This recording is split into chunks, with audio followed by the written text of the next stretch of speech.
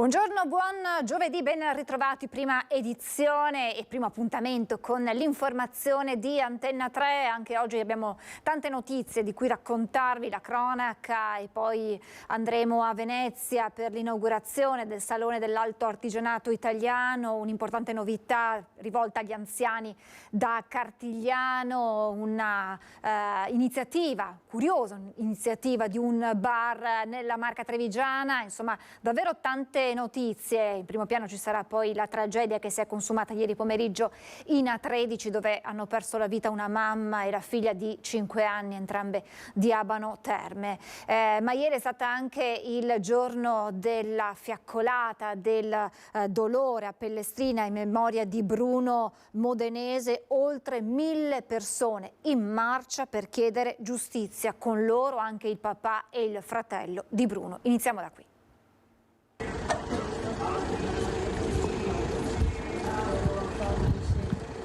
Purtroppo me l'hanno ucciso. Adesso ho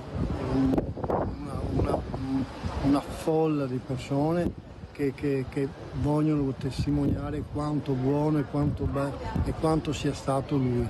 Non ha mai fatto niente a nessuno, non ha mai fatto niente, va del tutto. Adesso sono qua, ma riesco a parlare poco perché l'emozione è tanta, però posso garantire che vogliamo giustizia, non voglio niente, non voglio altro che, non voglio che sia una cosa monetaria, però voglio giustizia al massimo che sia fatta, voglio chiarezza, voglio che capiscano che quello che hanno fatto è hanno ucciso un angelo, gli hanno tagliate le ali e purtroppo è caduto di testa, come lo dicono loro, che si è fatto male da solo, zigomi, naso, edema, trauma cranico con quello che è successo, che l'hanno mandato in arresto cardiaco per mezz'ora. Questa non è una sanità, se non ci sono persone che non sono in grado di farlo. Il paese si è riunito per dare una prova di solidarietà alla famiglia e per manifestare il disdegno che c'è adesso in questo momento per la verità, che vogliono la verità e capire cosa è successo a Bruno Modenese e manifestare la volontà di cercare dare un senso al tutto, capito? Perché adesso in questo momento quello che vogliamo è la giustizia, vogliamo che faccia il suo corso e che venga fuori la verità. Chi ha sbagliato deve pagare.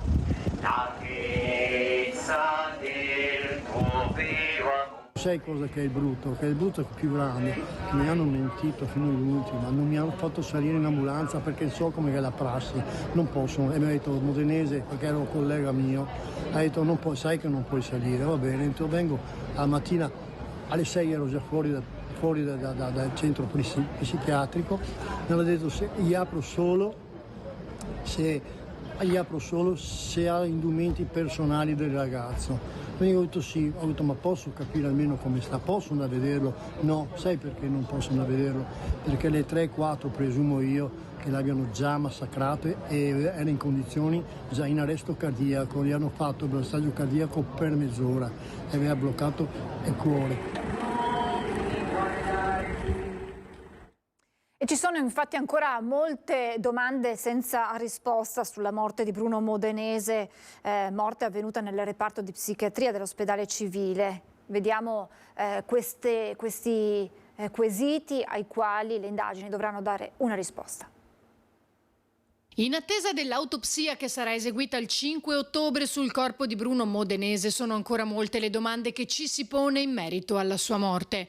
Aveva naso e zigomo rotti. Come sia andata realmente, se vi siano responsabilità o meno degli indagati, al momento 2 infermieri, ma potrebbero essercene altri, sarà da stabilire. Il PM ha chiesto al medico legale di accertare se il decesso sia riconducibile a condotte di natura violenta o se siano intervenuti fattori esogeni, eventualmente anche di ordine chimico-tossicologico, eventuali condotte omissive contrarie all'arte e ai protocolli medici e o infermieristici.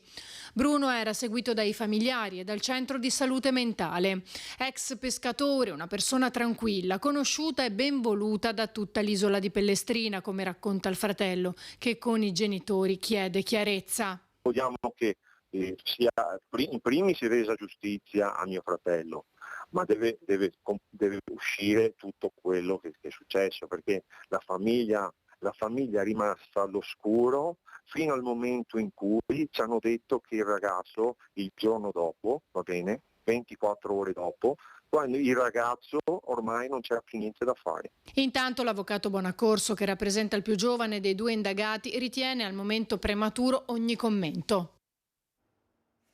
E come detto in apertura andiamo ad Abano Terme, che è una comunità sotto shock per la morte di questa mamma di 49 anni e della figlia di 5 decedute nel tragico incidente di ieri lungo la A13. Allora ad Abano per noi ci sono Chiara Gaiani insieme ad Andrea Benetti. Buongiorno Chiara. Buongiorno Francesca e buongiorno ai telespettatori. Dicevi bene, con una comunità sotto shock, quella di Abano Terme. Con il collega Andrea Benetti ci troviamo nella frazione di Giarre. Alle mie spalle la scuola primaria che frequentava la piccola Gioia, 5 anni. Viaggiava in auto con i genitori, alla guida c'era il papà, al suo fianco la mamma Maria Grazia Forgetta di 49 anni. Un tamponamento tragico, il papà non si è accorto probabilmente del tir fermo davanti a lui, ha tentato di evitarlo ma non c'è riuscito. L'incidente è avvenuto tra le uscite di Ferrara Nord e Ferrara Sud lungo la A13. Nel tragico impatto hanno perso la vita la moglie e la figlia di 5 anni, ne avrebbe compiuti 6 la prossima settimana. L'uomo invece è praticamente illeso ed ha fatto già ritorno nella comunità di Abano Terme, dove tutti si stanno facendo davvero in 4 per restargli vicino. La notizia è piombata come un fulmine a ciel sereno all'interno della scuola dove Gioia aveva iniziato da poche settimane a frequentare la prima classe. Una notizia che è difficile da dare a bambini di 6 anni che improvvisamente si troveranno di fianco un banco vuoto, una presenza davvero difficile, un'assenza difficile da spiegare e anche da colmare. Tutta la comunità, dicevamo, si è stretta attorno a questa famiglia. Allora ricostruiamo quanto è accaduto nel servizio che abbiamo confezionato in redazione, in cui ci sono anche le parole del vice sindaco Francesco Pozzo, che ci racconta che cosa la comunità di Abano sta facendo per la famiglia. Poi la linea può tornare a voi. Un tir fermo lungo la A13 in direzione sud tra i caselli di Ferrara Nord e Ferrara Sud. Una famiglia che sopraggiunge a bordo della sua Skoda. Sono le 15:40 quando l'auto, guidata da un cinquantenne originario della provincia di Caserta ma residente con la famiglia da 10 anni ad Abano Terme, finisce contro un mezzo pesante incolonnato a causa di un incidente avvenuto intorno all'ora di pranzo, nonostante un disperato tentativo di evitarlo. In un lampo la tragedia. Schiacciate dai rottami vengono estratte senza vita dall'auto Maria Grazia Forgetta, 49 anni, e Gioia, 5 anni, la moglie e la figlia. Per ore sul posto operano i sanitari del SUEM, i vigili del fuoco, la polizia stradale. Un colpo durissimo per la comunità di Abano Terme, dove la famiglia era inserita e la piccola Gioia, che giorni avrebbe festeggiato il 6° compleanno, aveva iniziato a frequentare la scuola primaria di Giarre. Tutti adesso si stanno stringendo all'uomo, rimasto praticamente illeso a partire dall'amministrazione comunale. È il vice sindaco Francesco Pozza a raccontare il grande dolore che ad Abano stanno vivendo in queste ore. Sono ore di profondo dolore per l'intera comunità di Abano Terme, scossa da questo fatto tragico che ha colpito una famiglia di nostri concittadini e a cui si stringe l'intera comunità aponense. Un pensiero lo rivolgiamo anche al mondo della scuola, alla scuola di Amicis, alla quale da pochi giorni aveva fatto il suo ingresso anche Gioia e che in questi momenti anch'essa è chiamata a vivere un momento drammatico e delicato. Voi state pensando di dare qualche aiuto anche ai compagni di classe di Gioia? Assolutamente, l'amministrazione con l'istituto scolastico sarà di sostegno e di supporto per ogni esigenza che ci verrà segnalata. È nostro dovere essere vicini sia alla famiglia che ai più piccoli, ai bambini che faranno fatica a capire chiaramente questo momento. Questa era una famiglia che, arrivata dal sud, si stava inserendo all'interno del tessuto di Abano. Sì, una famiglia che aveva scelto la nostra città, che si stava inserendo, e chiaramente l'attività della scolastica è uno dei migliori strumenti per inserirsi, e quindi chiaramente è una tragedia che colpisce tantissime persone della nostra città, e in queste ore stiamo registrando proprio il dolore di un'intera comunità. Restiamo a Padova con la cronaca, perché i responsabili delle scritte fasciste avvenute nell'ottobre di un anno fa sono stati condannati ai lavori socialmente utili. Sono 5 attivisti di Casa Pound. Lavori socialmente utili per evitare il processo. 5 attivisti di Casa Pound ieri sono comparsi davanti al giudice per rispondere degli imbrattamenti dei palazzi storici di Padova con scritte fasciste avvenute la notte del 28 ottobre 2022 in occasione dei 100 anni della marcia su Roma. Il giudice, invece di rinviare a giudizio i 5 militanti di estrema destra, ha accolto la proposta fatta dall'avvocato difensore dei 5 e ha disposto per loro un periodo di lavori socialmente utili in cui si impegneranno a risarcire e sistemare i danni fatti ai muri dei palazzi storici. Le scritte erano state fatte sui muri di alcuni palazzi legati a luoghi da sempre punto di incontro di movimenti di sinistra, come la Facoltà di Scienze Politiche in via del Santo o la sede del Liceo Scientifico Nievo in via Barbarigo. Le frasi erano legate al ricordo dei 100 anni dalla presa del potere di Mussolini con la marcia su Roma. I 5 attivisti di Casa Pound sono accusati di danneggiamento aggravato proprio per il prestigio storico degli edifici. Nella prossima udienza la difesa dei 5 imputati dovrà presentare il programma di lavori. Aggressione questa notte intorno all'1 a Castelfranco Veneto. Il tutto nasce dopo un acceso diverbio per futili motivi. Un uomo colpisce al capo un'altra persona, gli lancia contro un sasso raccolto da terra. I carabinieri hanno identificato aggressore di 41 anni e vittima di 37. Questa persona ha rimediato una decina di giorni di prognosi, entrambi di origini marocchine, già note alle forze dell'ordine. Alla lite avrebbero assistito un paio di conoscenti dei due, a carico dei quali tuttavia non è emerso al momento un coinvolgimento o responsabilità in relazione a quanto accaduto. Dopo le rapine ai danni dei commercianti che ci sono state nei giorni scorsi a Vicenza, l'annuncio dell'amministrazione comunale di voler implementare le telecamere di videosorveglianza anche nei quartieri. L'impegno che ci siamo assunti anche nel Comitato di Ordine Pubblico e Sicurezza è di metterci il massimo impegno tutti quanti. Chiaramente furti, rapine e questo tipo di delitti sono competenza della Questura, dei Carabinieri, insomma degli organismi dello Stato, ma anche noi come Polizia Locale, come amministrazione comunale dobbiamo fare la nostra parte nella lotta al degrado, nel presidio dei quartieri. L'altra cosa che si chiede ai commercianti è di dotarsi di sistemi di videosorveglianza in modo tale che ci sia una collaborazione fattiva. Sulla videosorveglianza anche l'amministrazione pubblica deve fare la sua parte. C'era un programma di implementazione della videosorveglianza già da parte della precedente amministrazione, noi lo vogliamo rafforzare e soprattutto dotare di telecamere anche i quartieri, perché oggi la gran parte delle telecamere sono nel centro cittadino. Le telecamere sono uno strumento fondamentale sia di prevenzione, perché chi vuole delinquere sapendo che c'è una telecamera tante volte viene dissuaso da questo intento, sia successivamente per le indagini, quindi sono uno strumento necessario. Insomma, il tema della sicurezza dopo le aggressioni e le rapine in centro storico rimane in primo piano a Vicenza, con alcuni commercianti che progettano di realizzare una rete di videosorveglianza comune per collaborare più efficacemente proprio con le forze dell'ordine. Vediamo quello che bene o male succede in città abbiamo optato per fare una sorta di convenzione con i nostri associati per l'installazione di telecamere esterne, e quindi stiamo lavorando su questo proprio per contribuire a dare un aiuto alle forze dell'ordine in caso che ci sia necessità per poter appunto controllare di più il territorio, quindi collaborare proprio con le forze dell'ordine. I commercianti del centro cercano dunque di fare rete per contenere le spese innalzando il livello di sicurezza. La collaborazione con le forze dell'ordine deve qualitativamente salire di livello. Le ultime rapine e aggressioni non sono fatti isolati, ma la punta di un iceberg di una situazione più preoccupante. C'è un sentimento di impunità abbastanza diffuso, ma non soltanto nelle aggressioni fisiche, ma anche in quelle verbali, anche negli atteggiamenti di arroganza, anche nella mancanza di rispetto nei confronti delle cose altrui, delle nostre sedie, dei loro tavoli, delle piante.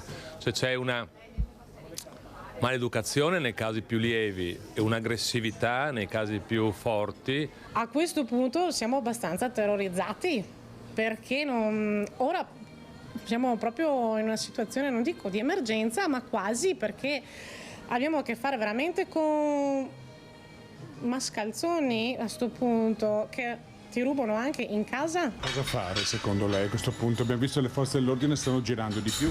Sì, quello sì, magari forse girare un po' più di sera, adesso, perché durante il giorno la presenza c'è. E le forze dell'ordine stanno passando, entrano nei nostri locali, nei negozi, chiedendo se abbiamo bisogno, se è tutto a posto, e questo un po' ci fa sentire un po' più protetti, però la situazione comunque non è una delle belle. Il deterrente in questo momento mi sembra proprio la presenza di divise che danno non soltanto la sensazione che ci sia il controllo del territorio, ma anche una sicurezza ai cittadini che in questo momento sono piuttosto scioccati. Cioè, quello che è successo al povero Serso è un segnale che ha lasciato le persone sgomente. Lasciamo per un attimo la cronaca, andiamo a Castello di Godego, vedo Lucio Zanato già inquadrato dalla nostra Nicoletta Rizzetto per una curiosa iniziativa di un bar per contrastare le bestemmie. Buongiorno Lucio. Buongiorno Francesca, buongiorno ai telespettatori di Antena 3, mi trovo praticamente in centro a Castello di Godego, questo è il bar sport Damu e qui entriamo perché c'è un'iniziativa della famiglia Muledda e quindi di Daniele Muledda e della moglie Michela, che è un'iniziativa davvero particolare. Buongiorno signora Michela, buongiorno. Allora, l'iniziativa è questa qua, ovvero diciamo così una sorta di salvadanaio come deterrenza così alle imprecazioni, diciamo proprio alle bestemmie. Come le è venuta questa idea? Allora, questa idea è venuta a mia figlia in particolar modo, non a me. Al rientro delle ferie ritorniamo dalle vacanze in Sardegna, in Veneto, dove si usa bestemmiare, e quindi adesso dobbiamo risentire tutto quanto, e lei ha detto mettiamo una multa a chi bestemmia, così risolviamo il problema. E come l'hanno presa gli avventori? Gli avventori prima hanno detto si sono un po' lamentati, ma dopo si sono resi conto che forse esageravano e hanno iniziato a controllarci un po' di più. Questo ci siamo riusciti a farlo. Ecco, signora Michela, senta una cosa, ma adesso qual è la situazione? Perché voi avete iniziato quando siete tornati alle ferie, mi pare di capire, quindi quant'è? Un mese? Di più? Un mese e mezzo. Ecco, e adesso diciamo come sta funzionando in questi giorni? Bene, si sono regolati, portano più rispetto.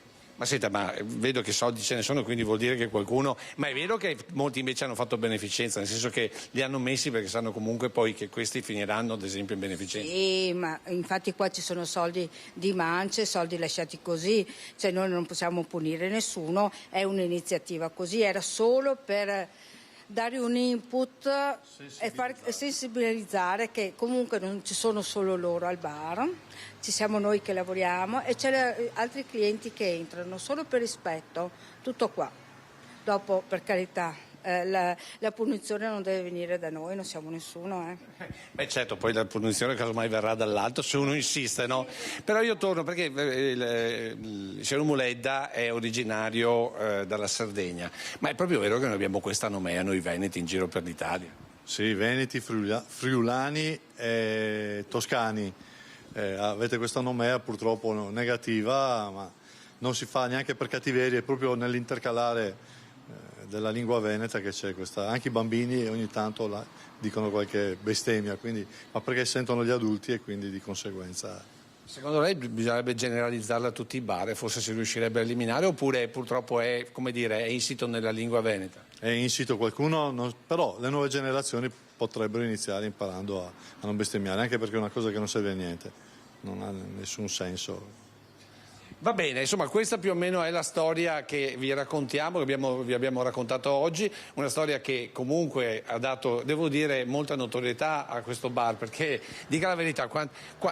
Anche troppo, inaspettata, perché noi non l'abbiamo fatto per questo sicuramente, però evidentemente era un argomento che interessava un po' a tutti, quindi di conseguenza se pensiamo ai musulmani che per delle vignette su Maometto hanno messo sottosopra Parigi, e quindi vuol dire che qualcuno ci tiene in generale a difendere il loro credo e poi come si dice, i 10 comandamenti, non nominare il nome di Dio, è il primo dei comandamenti, quindi cercate di rispettarlo. Senta signora, per ultimo, ma avete perso qualche avventore con questa iniziativa? Non credo. Anzi, magari guadagnati? Più donne, sinceramente più donne. Perché entrare in un bar dove senti tutti gli improperi del mondo, anche no. Insomma, io non entrerei, io per prima. Poi vergognarmi di dove lavoro è un'altra versione ancora, quindi non credo. E se a qualcuno non va bene, siamo in tanti bar, quindi. Senta, ma andrete avanti per sempre oppure? La lasciamo qui, non dà fastidio a nessuno. Quando sarà piena penseremo a cosa fare. Grazie, allora noi con questa storia restituiamo la linea, se Francesca hai delle domande, se no a te. Siete stati tutti chiarissimi, Lucio, grazie davvero, e grazie naturalmente anche a Nicoletta Rizzetto e ai titolari per averci spiegato i motivi da cui ha origine questa iniziativa. E torniamo per meglio dire alla cronaca. 5 anni dalla morte, 3 persone sono state rinviate a giudizio per il decesso di Martin Fiore, il bambino di 8 anni investito dallo scuolabus mentre tornava a casa da scuola a San Martino di Lupari, in provincia di Padova. Il direttore dei lavori, il responsabile della polizia locale e il conducente del pulmino sono le 3 persone rinviate a giudizio dal Tribunale di Padova per la morte del piccolo Martin Fior. Era il 20 settembre 2018 quando il bambino, 8 anni, fu investito dallo scuolabus mentre tornava da scuola in bicicletta con la mamma a San Martino di Lupari. A nulla erano valsi disperati tentativi di salvargli la vita.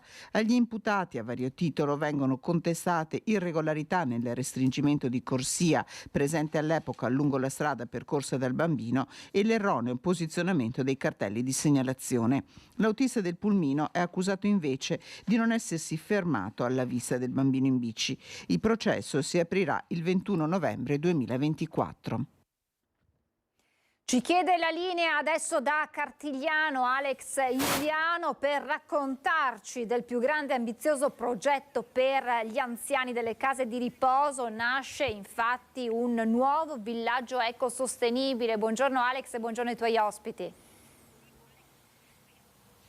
Un buongiorno a tutti voi, buongiorno allo studio, buongiorno ai nostri telespettatori. Dici benissimo, perché si è alzato il sipario, è stato presentato oggi qui a Cartigliano un progetto che è ambizioso, ecosostenibile, se vogliamo anche destinato a cambiare la fisionomia del territorio. Perché? Perché verrà realizzato entro il 2025, ma i lavori inizieranno già a partire dal 2024, un nuovo grande villaggio per gli anziani. Saranno 44 unità abitative ecosostenibili con serra, con geotermia, con tutta una serie di servizi per creare un unico grande abbraccio fra il polo scolastico, quindi l'asilo, nido, eccetera, eccetera, che sono presenti nella zona adiacente all'attuale casa di riposo a Cartigliano, e questi 8.000 metri quadrati, un progetto da 5 milioni di euro che segnerà appunto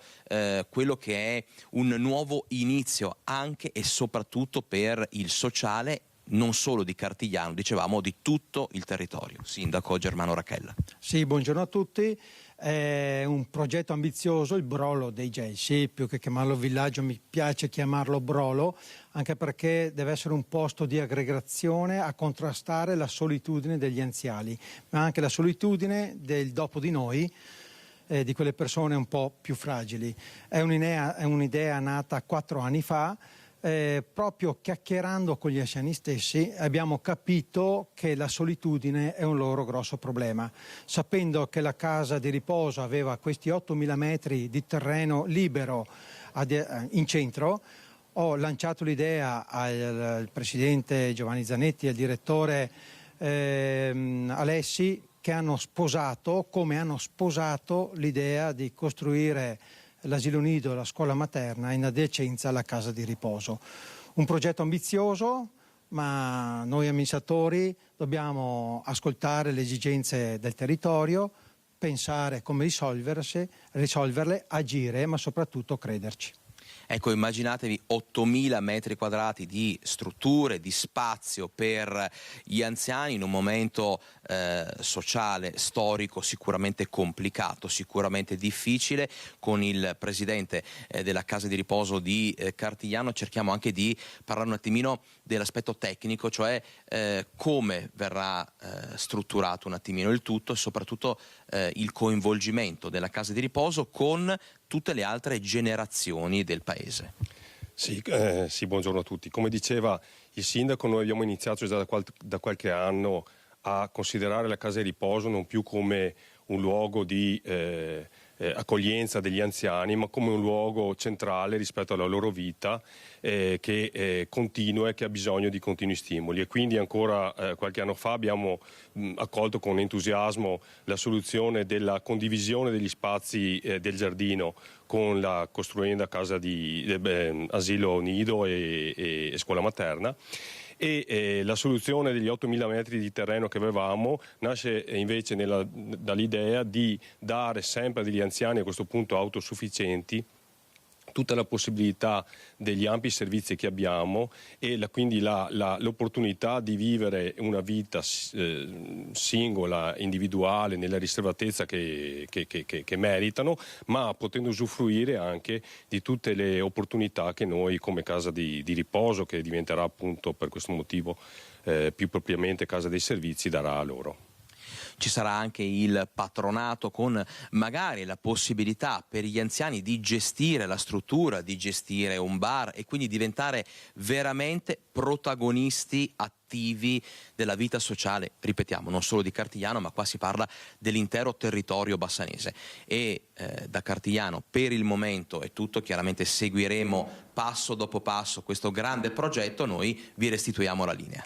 Grazie Alex, grazie ai tuoi ospiti e grazie per averci raccontato questo progetto. Speriamo sia poi punto di riferimento per altre iniziative simili anche nel resto della nostra regione. Torniamo alla cronaca, nuova operazione antidroga dei carabinieri della compagnia di Castelfranco che dopo l'arresto 5 giorni fa ad Asolo di uno spacciatore hanno arrestato la scorsa notte nel centro della Castellana un 24enne italiano. L'indagato è stato bloccato subito dopo aver ceduto delle dosi di hashish a 2 giovani del posto. È stato trovato in possesso complessivamente di più di un etto di hashish e una modesta quantità di cocaina, oltre a materiale per il confezionamento dello stupefacente. Quello che vedete inquadrato è parte dello stupefacente recuperato. L'arrestato è stato condotto in caserma e successivamente, non essendoci ulteriori esigenze cautelari, posto in libertà. E sono stati sequestrati dalla Guardia di Finanza di Vicenza più di 12 kg di canapa e altro materiale di dubbia provenienza all'interno di alcuni negozi di cannabis della provincia che non rispetterebbero il decreto del 7 agosto 2023 che prevede la vendita dei prodotti cannabinoidi nelle farmacie. Circa 800 grammi di infiorescenze di canapa sono state confiscati anche in un'azienda di Malo. Questo insomma è l'esito di questa operazione della Guardia di Finanza di Vicenza. Adesso noi ci fermiamo per la nostra prima pausa pubblicitaria, tra poco. Rieccoci in diretta, 2 notizie di cronaca subito da darvi con i funzionari dell'Agenzia delle Dogane e dei Monopoli in servizio presso l'aeroporto Marco Polo di Tessera. Hanno fermato insieme ai militari della Guardia di Finanza un cittadino italiano in partenza dallo scalo veneziano. L'uomo aveva dichiarato di portare con sé 2.000 euro. Grazie al fiuto del cash dog delle Fiamme Gialle si è scoperto che oltre a quanto affermato l'uomo aveva altro denaro nel bagaglio a mano. Complessivamente sono stati ritrovati 150.000 euro in contanti, cifra destinata, secondo quanto affermato, all'acquisto di diamanti presso la fiera dell'oro ad Hong Kong. Si è reso quindi necessario procedere al sequestro in via amministrativa di quasi 72.000 euro, quale garanzia della sanzione che sarà erogata dal Ministero dell'Economia e Finanze. E adesso andiamo, vedo che si sta preparando, sì, è pronta la nostra Ilaria Marchiori da Venezia, dove è stato inaugurato, adesso ci dirà lei se c'è già stato o meno, il taglio del nastro della prima edizione del Salone dell'Alto Artigianato Italiano, come riporta il cartellone alle sue spalle. Buongiorno Ilaria.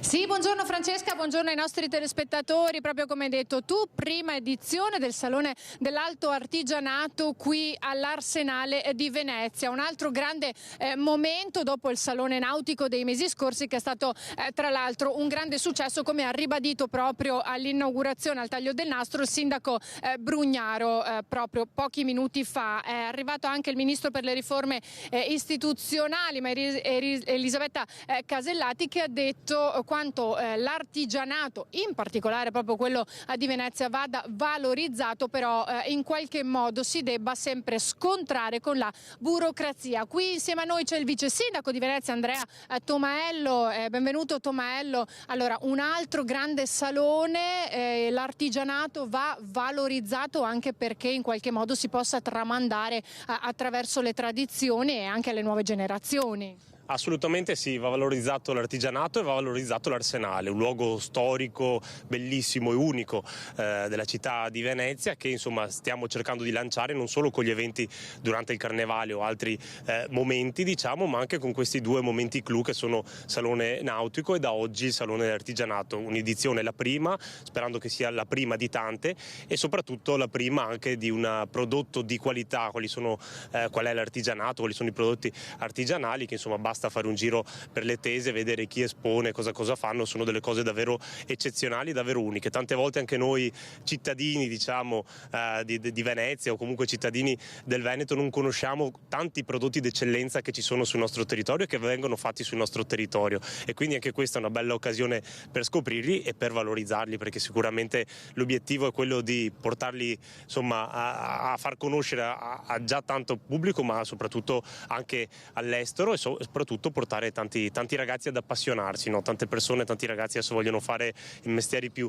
strani, ma a raccontare anche che si può fare questi mestieri, che è bello, d'eccellenza, di qualità, è sicuramente qualcosa che va valorizzato, come dicevamo, e promosso soprattutto tra le scuole. Ecco, una delle arti proprio da tramandare, da valorizzare è proprio quella del vetro. Vediamo alle nostre spalle, poco fa ci hanno fatto proprio vedere come si lavora. Abbiamo visto la realizzazione in velocità di qualche murrina, no? La tipica perla, chiamiamola veneziana, però anche il settore del vetro sta attraversando un momento di crisi e va per questo anche sostenuto. Assolutamente, i costi, i rincari energetici e tutte le varie problematiche che ci sono state non hanno insomma fatto passare notti tranquille, diciamo, a chi produceva questo tipo di componenti.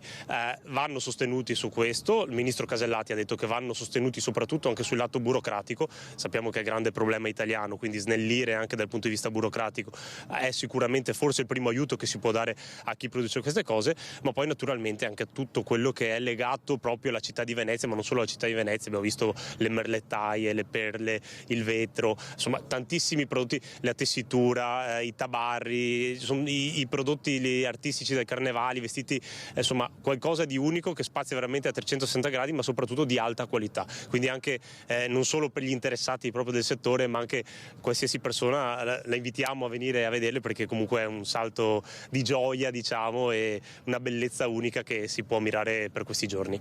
Grazie al vice sindaco Andrea Tomaello, qui da Venezia è tutto, restituisco la linea allo studio.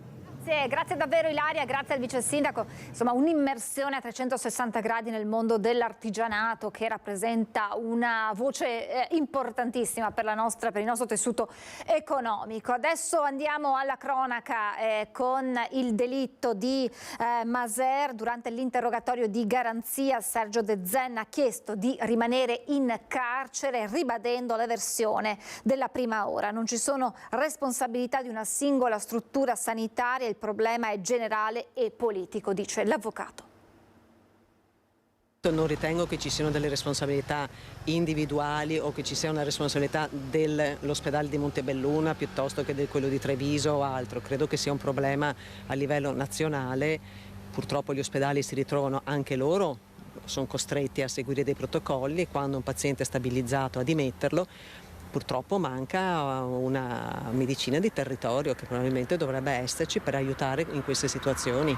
È questa la ferma convinzione dell'avvocato Sabrina Dei Rossi all'uscita del carcere di Santa Bona Treviso al termine dell'interrogatorio di garanzia a carico di Sergio De Zen, il 74enne accusato di aver ucciso con una coltellata la moglie inferma Manuela Bittante, 77 anni, nella loro casa di Coste di Maser, dove la donna si trovava allettata da qualche giorno in stato semivegetativo ma cosciente, e questo dopo un ricovero di 1 mese e mezzo a causa di un ictus a Montebelluna. I medici hanno deciso di dimetterla perché la situazione per loro era stabilizzata.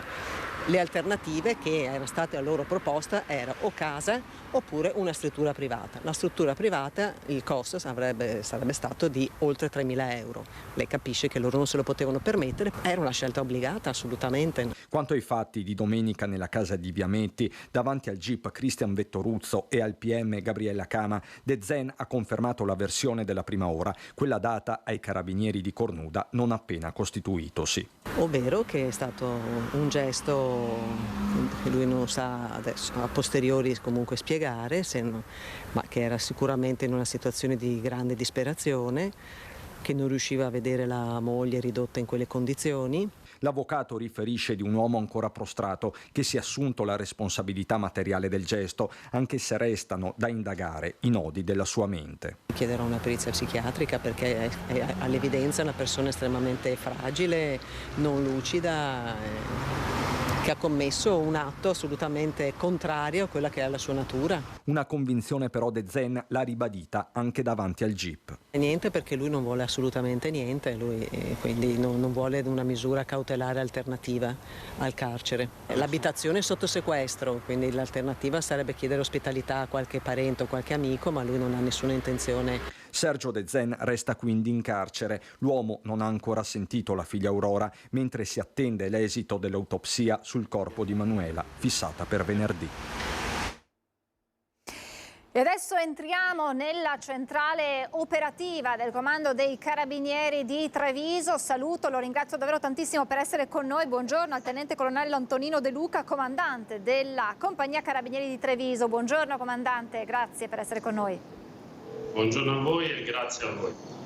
Centrale operativa, il grande occhio che controlla e che naturalmente collabora con poi i militari che intervengono sul campo. Insieme al tenente colonnello parliamo del problema degli incidenti stradali. Purtroppo la Marca occupa i primi posti in questa classifica degli incidenti stradali. Tenente colonnello, quanto è importante la fase di prevenzione che voi ogni giorno fate sulle strade della provincia per contrastare questo fenomeno?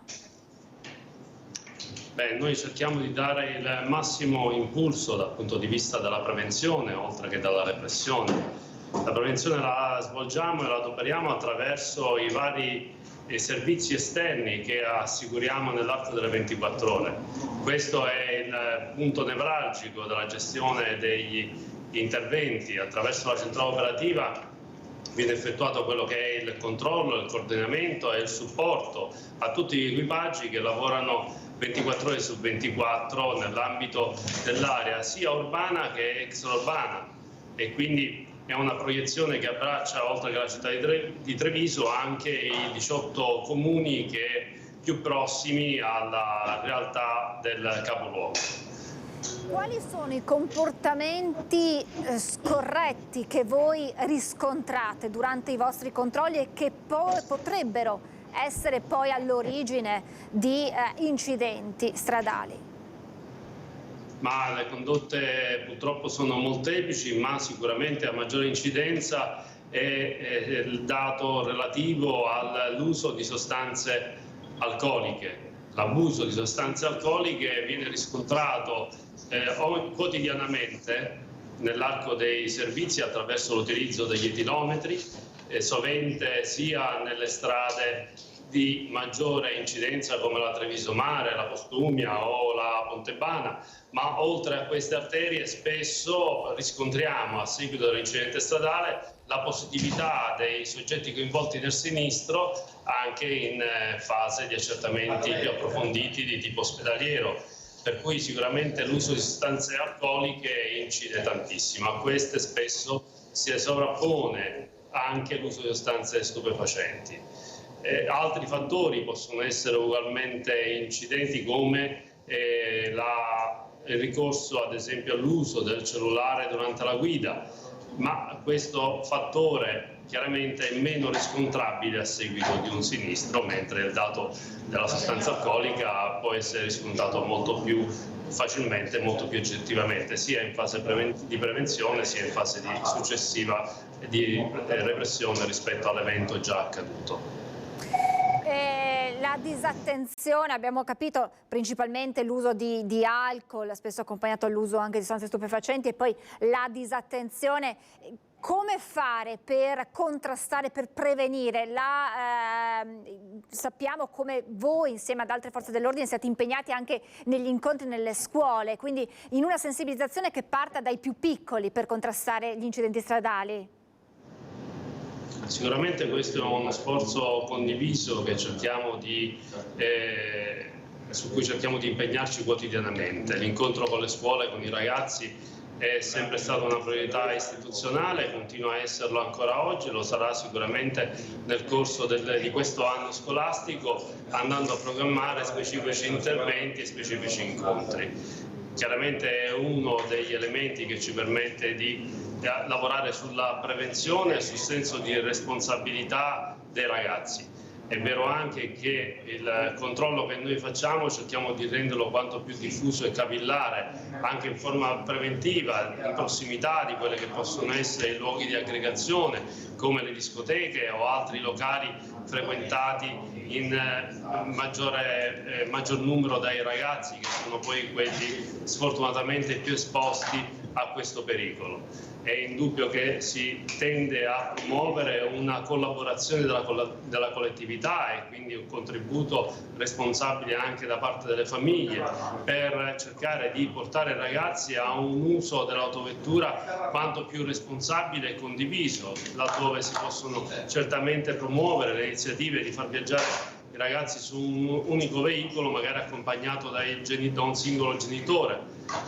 Chiaramente sono condotte responsabili che inevitabilmente coinvolgono la famiglia ma anche la comunità, con servizi proposti anche dai vari sindaci o da enti locali. Spesse volte, comandante, quando noi andiamo sui luoghi di incidenti e raccogliamo le testimonianze dei residenti, ci parlano di strade pericolose. Quanto una strada può essere pericolosa e quanto l'azione dei conducenti, degli automobilisti, rende quella strada pericolosa? In realtà le strade rischiano di essere tutte pericolose. È chiaro che talune si prestano più di altre a creare le condizioni per eventuali incidenti. È chiaro che l'utente responsabile può avere una condotta adeguata e corretta. È vero che se c'è dalla parte opposta un conducente che invade la corsia della persona più corretta di questo mondo, l'incidente molte volte coinvolge due parti, laddove solo una è quella che ha violato la norma, mentre l'altra possibilmente rischia un frontale senza alcuna responsabilità. Diverso è il caso in cui un'autovettura da sola esce fuori strada, e qui purtroppo devo dire che ci sono delle realtà che incidono più gravemente di altre, come ad esempio la scarsa presenza della segnaletica stradale orizzontale, quindi delle strisce bianche a terra, soprattutto d'inverno in occasione delle nebbie, o la presenza dei canali che sono paralleli alle strade, o la presenza di alberi, dove purtroppo talvolta accade che finisce la corsa del veicolo che perde il controllo lungo la strada. Ultima domanda, comandante, per capire se è possibile, non dico fare un identikit, ma insomma se sono più i giovani o se chi compie azioni sbagliate al volante ha un'età, può essere identificato in una fascia d'età, o purtroppo riguarda un po' tutta la popolazione che conduce, che usa un mezzo, che sia la bicicletta, che sia un'auto, che sia un motorino.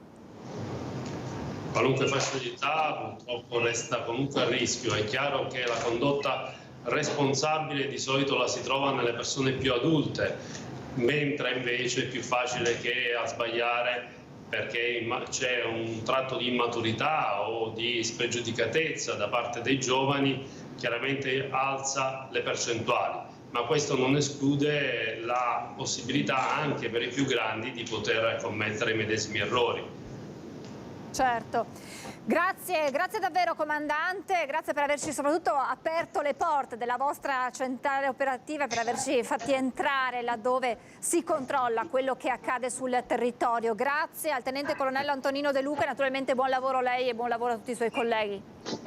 Grazie a tutti i carabinieri.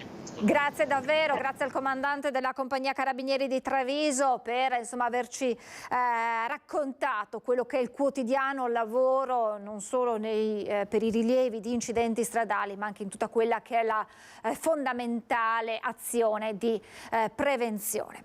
Continuiamo con la cronaca, restiamo nella Marca trevigiana con le parole dei familiari di Anica, la 31enne trovata senza vita lo scorso maggio nelle acque del Piave Aspresiano. Vogliamo la verità sulla morte di Anica, le indagini sembrano ferme al palo, dice il compagno della donna che si sta occupando dei suoi 3 figli. Luigino inizialmente mi aveva detto che i bimbi avevano chiesto cosa fosse successo. Con la bimba più piccola mi aveva riferito che aveva fatto i discorsi che sono quasi classici in queste situazioni, la mamma in cielo, queste cose qui. Luigino De Biase continua a crescere i 3 figli di Anica, non solo la più piccola di cui è padre naturale. In questi mesi di dolore li sta accompagnando accanto alla madre della donna e ai servizi sociali nella sua casa di Santabona, Treviso. Un percorso difficile, aggravato dai tanti interrogativi che circondano ancora la vicenda, quella di una giovane madre di appena 31 anni, trovata il 21 maggio scorso morta sul greto del Piave Aspresiano, e per cui è stato aperto un fascicolo per omicidio che vede al momento come unico indagato l'ex Primula Rossa Franco Battaggia, 76 anni. Nel corso dell'estate, almeno apparentemente e ufficialmente, sembrano non esserci state svolte clamorose, ma Luigino De Biase, attraverso il suo legale, tiene il punto. Per lui le cose sono ferme, ma nel senso che non riesce a trovare un qualcosa che gli possa dare una soddisfazione. Lei può immaginare che il signor Luigino quello che vuole è scoprire chi ha fatto del male a Anica. Insomma, la famiglia di Anica resta in attesa di verità, convinta che l'ipotesi del suicidio, più volte paventata, non stia in piedi. Questa è una cosa che il signor Luigino esclude assolutamente, e mi credo benissimo anch'io di poter dire che non può trattarsi di un suicidio. Anica era una donna molto forte, io non l'ho conosciuta, ma da come mi è stata da come mi è stato indicato era sicuramente una donna fortissima, molto legata ai figli, per cui un suicidio lo escludo. A breve però potrebbero arrivare nuovi elementi. Lo stesso anatomopatologo che ha eseguito l'autopsia avrebbe chiesto altro tempo, almeno fino alla prima decade di ottobre, per consegnare i risultati definitivi da incrociare poi con i riscontri effettuati dal RIS. Evidentemente il dottor Zennelli avrà necessità di visionare altre questioni, ma credo che ormai ci dovremo essere con il deposito.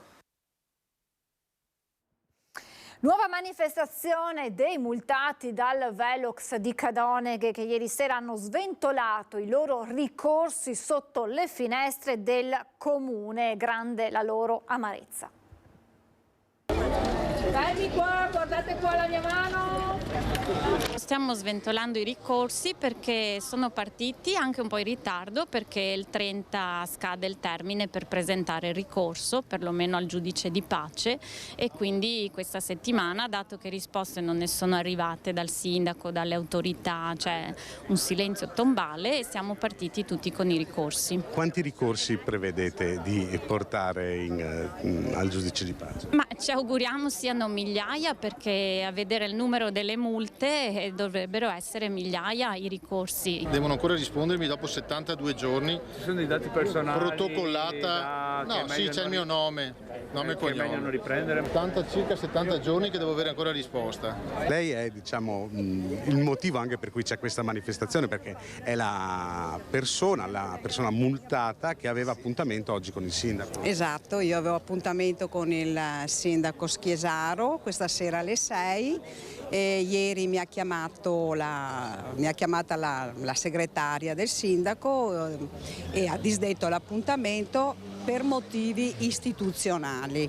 Comunque mi ha rifissato un altro appuntamento lunedì a mezzogiorno, quindi dovrò richiedere un altro permesso al lavoro naturalmente. C'è molta amarezza. C'è molta amarezza. È una ricevuta a bancomat. Io sono andata in vacanza il 29 luglio e mi sono arrivate tutte le altre 10 e probabilmente ne aspetto ancora, perché l'ultima è dell'8 luglio.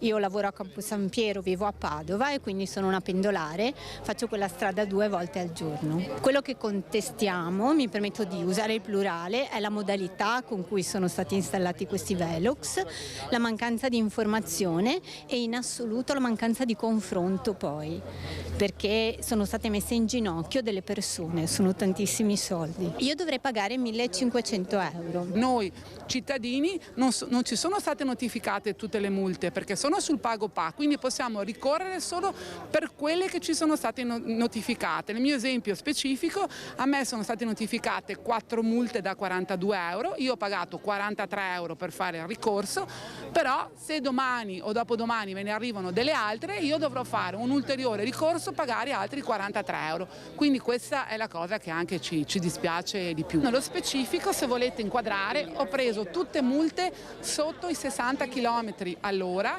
che tolti i 5 km sono 55. E voi cosa vi aspettate? Sinceramente io mi auguro che con i ricorsi si chiuda qui la storia e che il giudice di pace, il prefetto, si metta una mano sul cuore, però non è che ne siamo proprio così convinti, ce lo auguriamo sicuramente.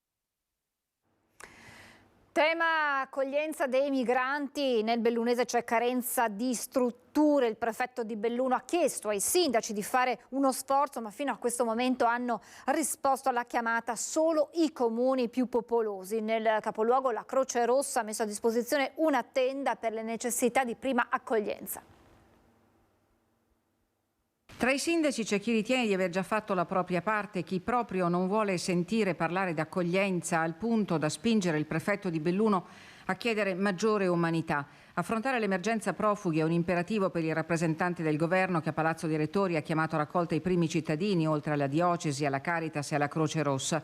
All'incontro hanno partecipato solo Belluno, Sedico, Borgo Valbelluna, Alpago, Ponte nelle Alpi e Feltre, cioè i comuni più popolosi, ma le soluzioni scarseggiano. Una tenda d'emergenza piccola, a dir la verità, messa a disposizione dalla Croce Rossa Italiana di Belluno, poco distante un bagno chimico, e in questo modo che il comune di Belluno Belluno prova ad affrontare l'emergenza profughi, data l'indisponibilità di strutture, di alloggi necessari per affrontare per l'appunto l'emergenza dei profughi. Il paradosso è vedere quella piccola tenda posta davanti a Villa Bizio Gradenigo, che fino al 2015 ospitava anziani autosufficienti e che in seguito, per ragioni di costi insostenibili dall'amministrazione comunale, venne chiusa.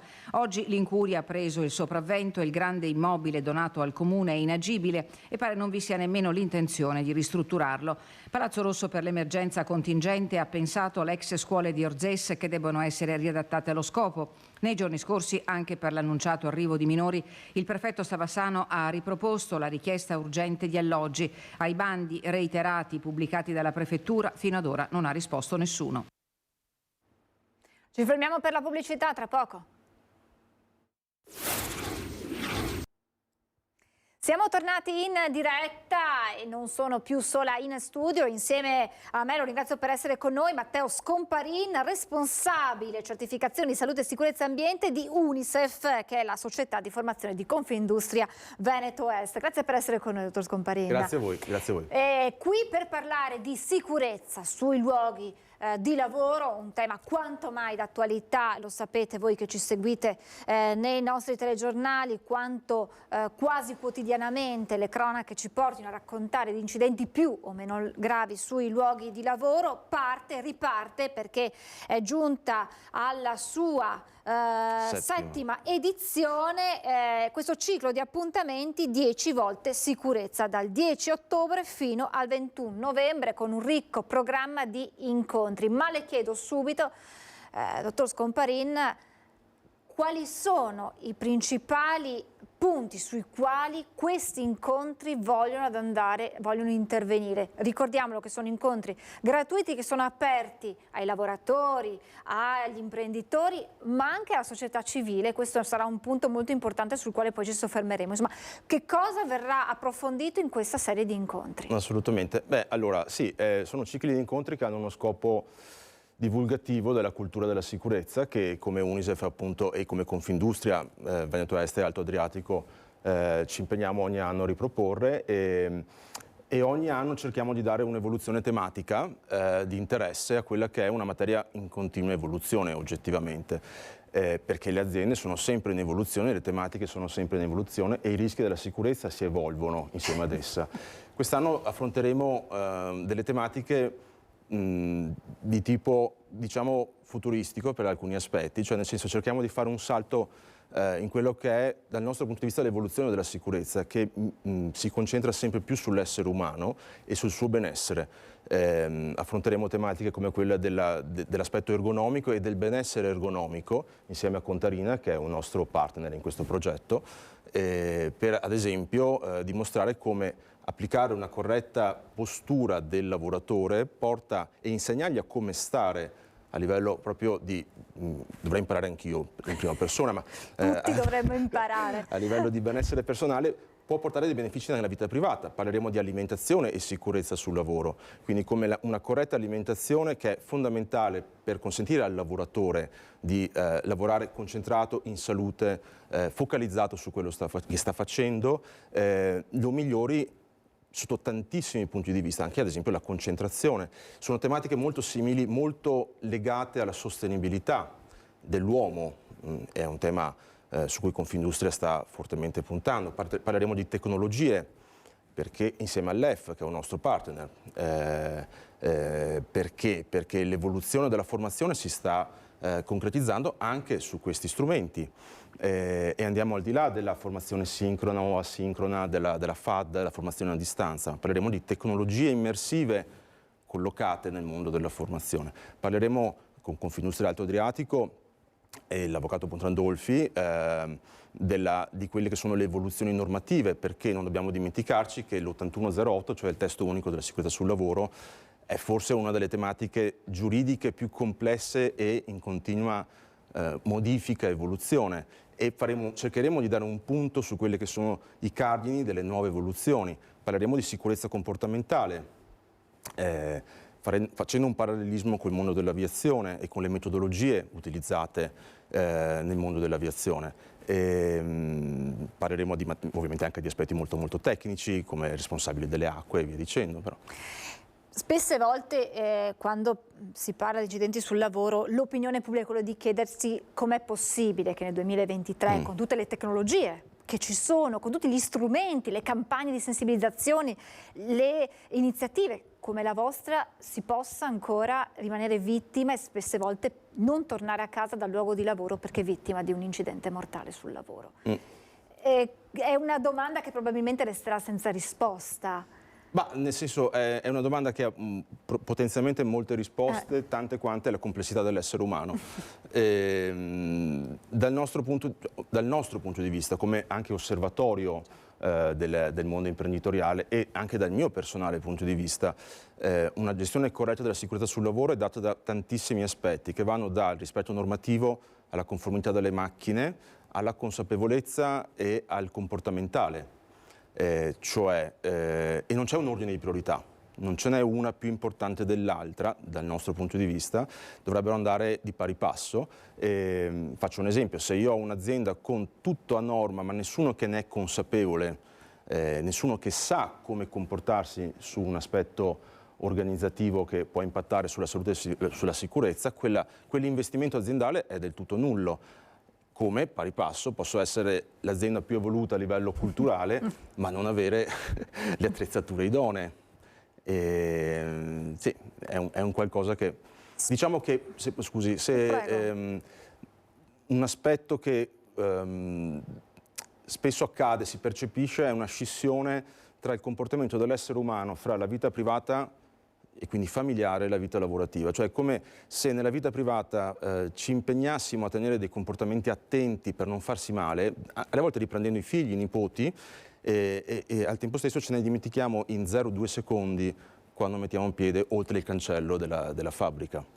E questa sarebbe un'ulteriore domanda, il perché poi il nostro cervello in qualche modo si disconnetta da quelli che sono i pericoli comuni che possiamo avere in casa, per strada, e nel momento in cui forse perché ci sentiamo protetti, anche perché spesse volte parlando emerge il fatto che alle volte alla base, e sottolineo alle volte, c'è un sentirsi sicuri sul luogo, cioè ho alle spalle ho talmente tanti anni di lavoro che ormai non posso più incorrere in pericoli. Può esserci anche questo, e quindi abbasso la guardia. C'è quell'elemento, c'è alle volte uno spirito di squadra dal mio punto di vista distorto, per cui alle volte sorvoliamo su comportamenti nostri, dei nostri colleghi, per paura di metterli nei guai, magari rispetto al datore di lavoro. C'è alle volte l'inesperienza, ci sono i picchi produttivi. La troppa esperienza e l'inesperienza si contrappongono. Sì, esatto.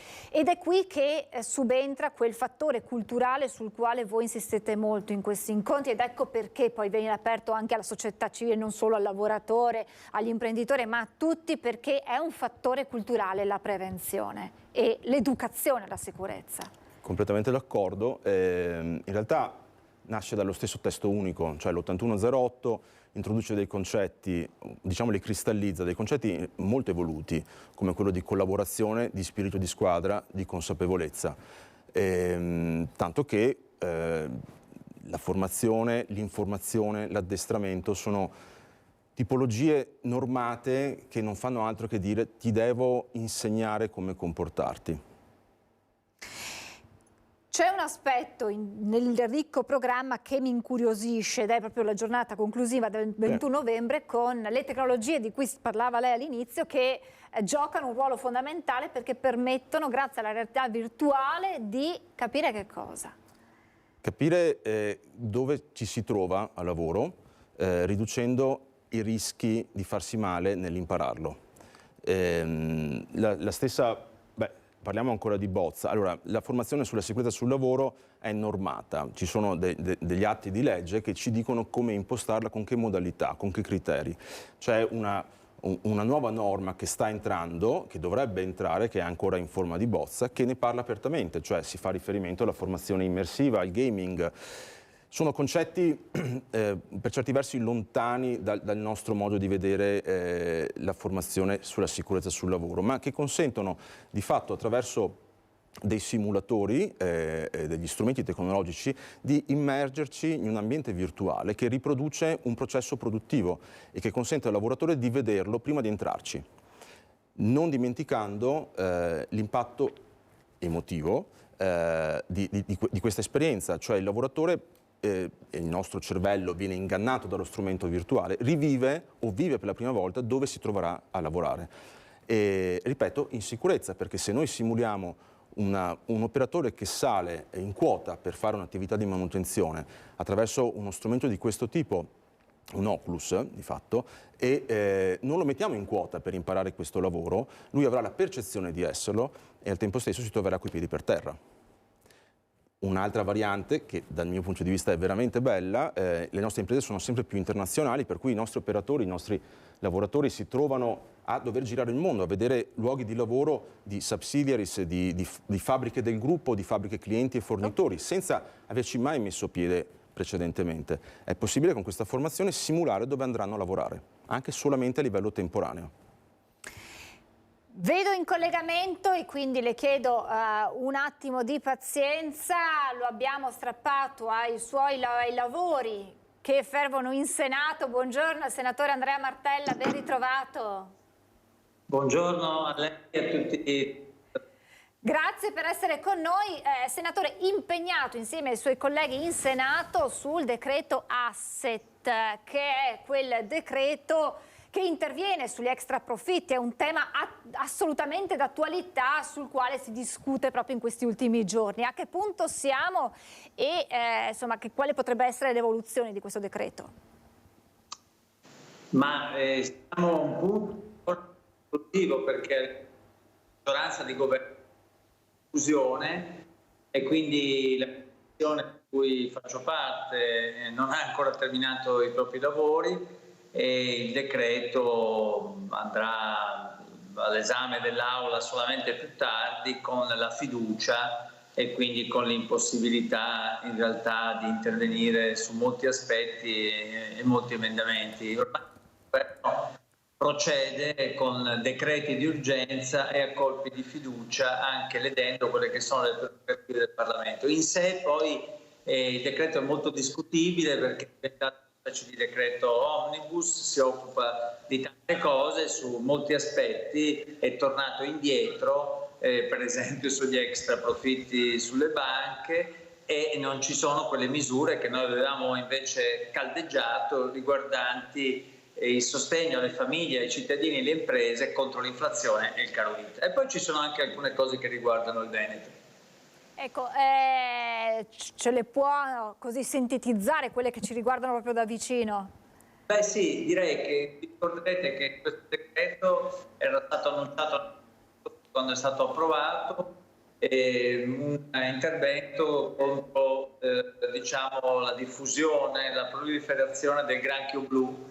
Ci sono 2,9 milioni, noi avevamo fatto emendamenti per aumentare queste risorse, il governo ha ritenuto di stanziare solo 500.000 euro in più, una cifra assolutamente insufficiente per affrontare questa, che ricordo è stata definita un'emergenza, una catastrofe e tante altre cose da parte di esponenti della maggioranza di governo e anche da parte di Zaia in Veneto. Noi abbiamo proposto di aumentare le risorse, anche di prevedere una serie di benefici relativi ai danni subiti anche dal punto di vista, diciamo, del pagamento delle tasse, dei contributi e della previdenza.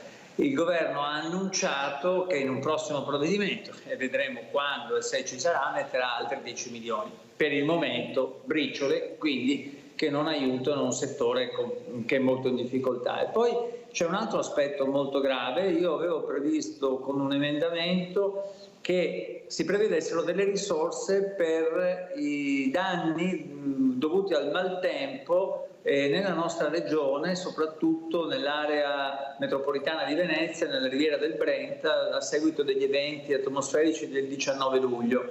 Ecco, qui non c'è niente, i sindaci hanno protestato, sono state fatte riunioni anche con tutti i parlamentari di tutte le parti, si sono presi degli impegni nella maggioranza, questi impegni non sono stati onorati e un mio emendamento non è stato approvato che prevedeva almeno i primi 100 milioni per affrontare un'emergenza che è ancora più grande. Quindi il governo è in ritardo, che annuncia cose e poi non riesce a mantenerle. Stiamo parlando di risorse per vari interventi, ma il governo in questo momento ha a che fare con risorse che riguardano la manovra finanziaria, senatore. Sappiamo che sta creando all'interno della stessa maggioranza dei mal di pancia non da poco.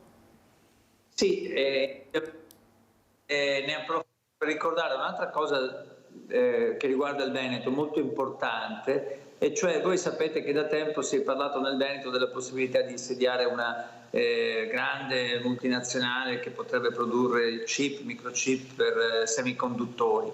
Si trattava dell'Intel.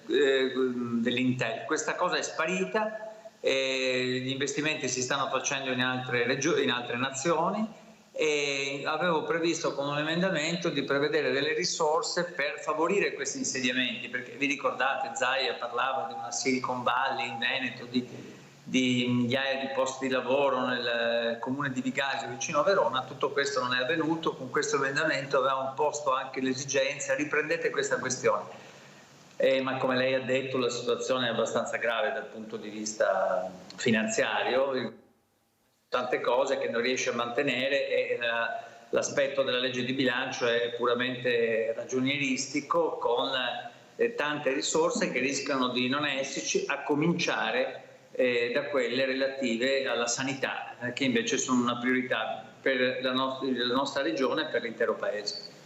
Altro tema in discussione in questi ultimi giorni è il decreto immigrazione. Un nodo su tutti è quello dei minori non accompagnati e di delle conseguenze per chi dichiarasse un'età falsa al momento del riconoscimento. Sì, anche questo è stato annunciato come un prossimo decreto che dovrebbe riguardare l'attività del Parlamento proprio in queste ore, e vedremo di che cosa si tratterà. Ad oggi possiamo dire che questa politica del governo sul flussi migratori è completamente fallita, e anche qui i tanti annunci che erano stati dati non sono diventati una realtà. Gli sbarchi sono aumentati, e ormai la Meloni governa da un anno, e diciamo che anche quelle operazioni che dovevano essere fatte di integrazione, di aiuto ai comuni, di sostegno, non si stanno facendo, e quindi mi pare che siamo di fronte ad una situazione abbastanza difficile. Mi immagino cosa avrebbero detto Meloni e Salvini se non fossero stato al governo. Io credo che la situazione vada affrontata responsabilmente. Bisogna aumentare i flussi regolari per contrastare quelli irregolari, formare manodopera, insegnare l'italiano, stroncare l'immigrazione clandestina, e naturalmente farsi aiutare anche a livello europeo, cosa che non avviene perché l'Italia poi ha come principali alleati Ungheria e Polonia, che sono paesi che sono contro una gestione unitaria a livello europeo dell'immigrazione, e quindi questo rende più difficili le posizioni anche con gli altri paesi europei, a cominciare dalla Francia e dalla Germania.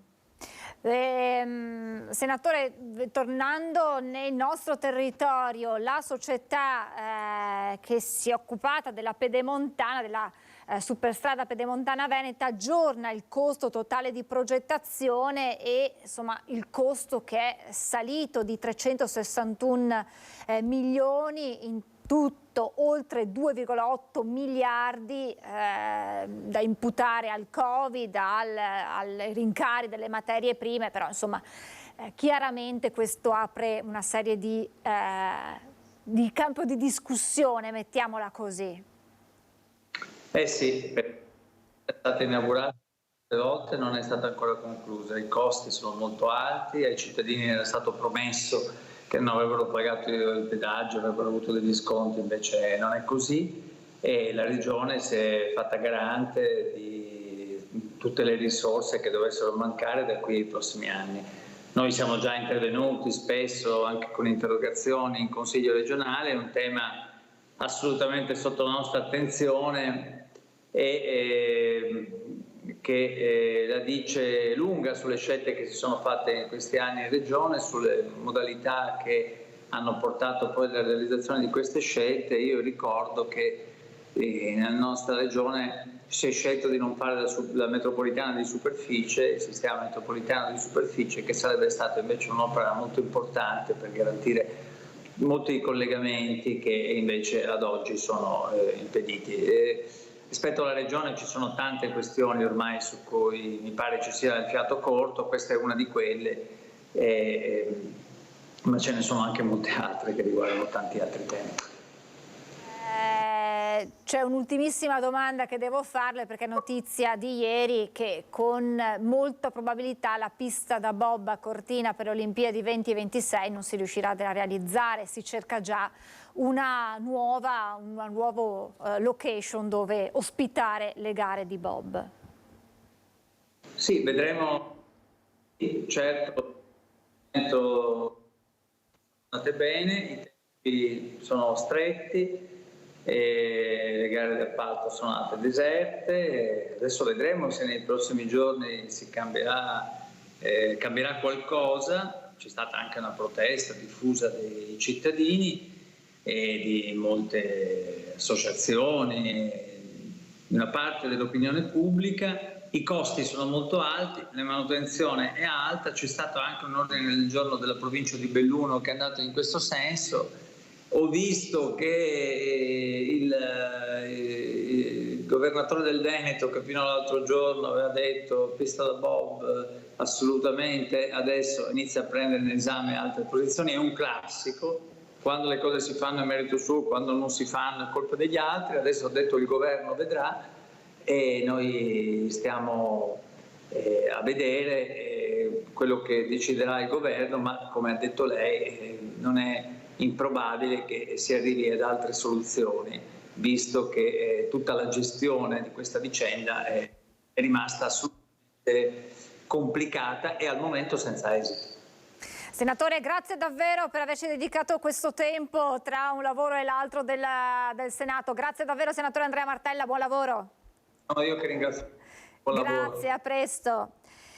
E questo insomma era un po' il punto della situazione, dei temi più caldi di queste ultime ore dal punto di vista politico, ma torniamo a parlare di un tema molto importante, quello della sicurezza sui luoghi di lavoro. Dal 10 ottobre al 21 novembre ripartono settima edizione di 10 volte sicurezza. Insieme a noi Matteo Scomparin, al quale chiedo se si fa abbastanza all'interno del mondo del lavoro, delle aziende, per la sicurezza, sul fronte sicurezza, o se spesse volte vengono sottovalutati quelli che possono essere poi i rischi e le conseguenze anche di comportamenti che si vedono come abituali ma che possono comunque nascondere delle insidie.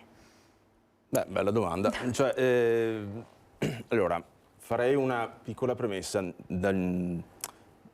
Sono dati anche oggettivi che comunque andrebbero interpretati. L'evoluzione della sicurezza sul lavoro negli ultimi 15-20 anni è stata radicale. Cioè c'è stato un forte coinvolgimento da parte delle aziende, delle istituzioni, delle associazioni di categoria, dei lavoratori stessi, che hanno portato ad un'evoluzione, una maggior sensibilizzazione.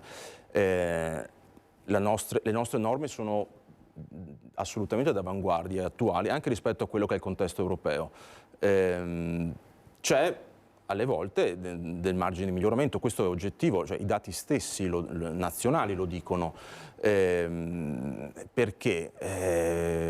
Perché alle volte non c'è il budget, perché alle volte non c'è la percezione che sia un budget, quello sulla sicurezza sul lavoro, che ha in realtà un'utilità anche finanziaria, perché un luogo di lavoro dove si lavora meglio è un luogo di lavoro non solo più sicuro ma più produttivo. Ci sono gli stessi lavoratori che alle volte, come dicevamo prima, per abitudine commettono degli errori tralasciando quelle che alle volte sono le indicazioni degli stessi datori di lavoro. E in questo vorrei ringraziare lo Spisal di Treviso, che grazie all'intervento della dottoressa Marina Spiazzi, collega di Confindustria, interverrà in uno degli eventi parlando di quelli che sono i 10 errori tipici, la top 10 degli errori sulla sicurezza sul lavoro. E vorrei dire che non esiste Unicef se non c'è collaborazione da parte dei lavoratori, dei preposti, degli RSVP, dello Spisal, delle due Confindustrie, Alto Adriatico Veneto Centro, di Federmanager, Belluno Treviso, del Centro Edilizia Treviso, cioè è un lavoro oggettivamente di squadra ed è la mancanza di squadra che porta spessissimo all'infortunio o alla malattia professionale. Quello che si diceva prima. Esatto. Saranno corsi, è possibile, diamo proprio due informazioni tecniche, iscriversi, è necessario iscriversi, è necessario corretto. iscriversi tramite il nostro sito. Tramite il sito www.unicef.it/10 volte sicurezza, comunque insomma credo sia sufficiente andare sul vostro sito e poi ci saranno tutti i link. Corsi online, corsi in presenza, come si svolgeranno? Allora, quest'anno abbiamo solo un corso online, che è un corso tecnico, e l'abbiamo volutamente scelto così, quindi ci sono 9 corsi in presenza e molti dei quali sono già sold out a livello di partecipazione e abbiamo voluto non utilizzare la modalità diciamo online, non in presenza, per far muovere le persone, farle incontrare, farle parlare. Perché il Covid ha portato a un discollamento della rete dei tecnici della sicurezza, dei lavoratori, e 10 volte sicurezza è un posto dove ci si stringe la mano e si parla insomma di persona. Ci sarà quindi la possibilità anche di porre delle domande, di interfacciarsi, di capire anche magari quali sono i campi, quegli elementi in più che vanno approfonditi per fermare questo fenomeno.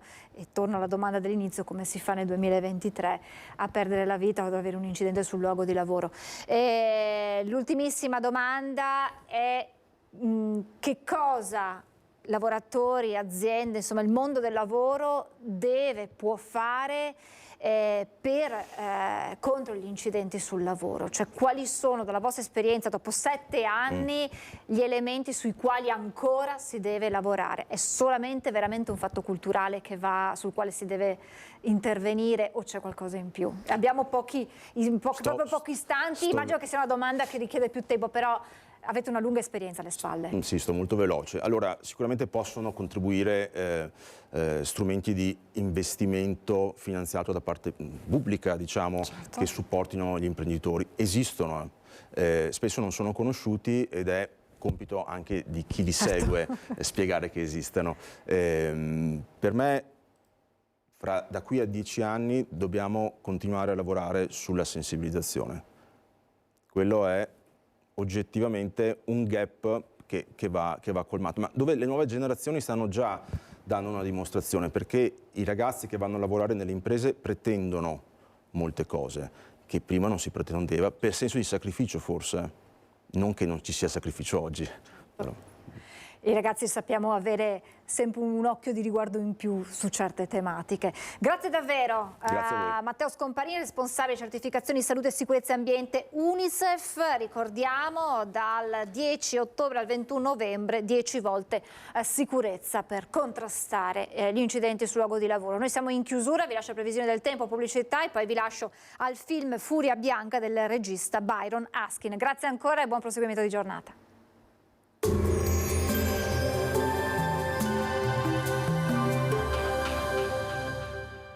Portaci gli oggetti, i mobili, i vestiti che non usi più. Da noi, guadagni. Ex novo mercatino dell'usato. Aperto 7 giorni su 7, via Vicenza 23, Vede Lago. Bentrovati al meteo. I prossimi giorni di autunnale avranno ben poco. Si conferma infatti la presenza dell'alta pressione che ci regala la cosiddetta estate settembrina. Vediamo insieme il dettaglio di giovedì. Sul Veneto questa giornata sarà contraddistinta da generali condizioni di bel tempo. Infatti il cielo si presenterà sereno o al massimo velato un po' ovunque. Le temperature saranno stazionarie e gradevoli, minime sugli 11-19 gradi, massime comprese tra 24 e 28 gradi all'incirca. Ci spostiamo ora sul Friuli Venezia e Giulia, anche qui tanto sole, cielo sereno o poco nuvoloso per qualche velatura, specie in corrispondenza dei rilievi. Temperature minime tra 14 e 17 gradi, massime sui 26-28 gradi. Infine diamo uno sguardo alla situazione del Trentino Alto Adige, dove il tempo sarà parzialmente soleggiato, ma con il passaggio di nuvolosità più compatta nel corso della giornata. Temperature minime intorno ai 12-13 gradi, massime sui 27-28 all'incirca. Dal meteo per ora è tutto, grazie per l'attenzione, arrivederci.